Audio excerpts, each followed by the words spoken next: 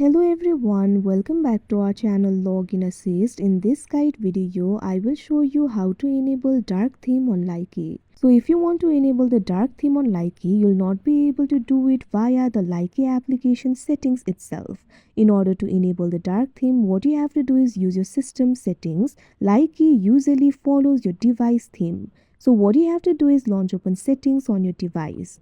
You can see over here settings has been opened. Keep in mind the settings options might vary according to your phone model and type.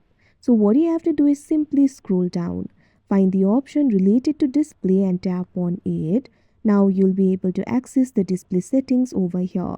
What you have to do is find this section for appearance. Over here you'll be able to find the option for dark theme. What you have to do is toggle this option on right next to the option for dark theme. Now you can see over here dark theme will be enabled.